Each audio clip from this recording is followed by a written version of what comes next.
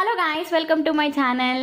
చాలా రోజులు అయిపోయింది వీడియో పోస్ట్ చేసి నేను. సో ఈ రోజు అయితే 10 మినిట్స్లో బ్రేక్ఫాస్ట్ ఎలా చేసేసుకోవాలి అండ్ ఏ పిండి ఏది అవసరం లేకుండా ఇలా టేస్టీగా అండ్ హెల్తీగా ఎలా చేసుకోవాలో చూసేద్దాం. ఆనపకాయ, లేత ఆనపకాయ తీసుకున్నాను, పీల్ చేసేసి ఇలా చిన్న చిన్న ముక్కల కింద కట్ చేసుకుని ఒక కప్పు ఆనపకాయ ముక్కల్ని బాగా గ్రైండ్ చేసేసుకోవాలన్నమాట. ఇలా గ్రైండ్ చేసుకున్న దాన్ని ఒక బౌల్లోకి అయితే ట్రాన్స్ఫర్ చేసేసుకొని తర్వాత ఒక కప్పు ఆనపకాయ పేస్ట్కి అరకప్పు వరిపిండి, అలాగే 3 స్పూన్లు బొంబాయి రవ్వ, తగినంత ఉప్పు, కొంచెం చిల్లీ ఫ్లేక్స్, క్యారెట్ తురుము, కొత్తిమీర తురుము, అలాగే ఉల్లిపాయ ముక్కలు, కరివేపాకు ముక్కలు, పచ్చిమిరపకాయ ముక్కలు, జీలకర్ర కూడా వేసేసి బాగా కలిపేసుకోండి.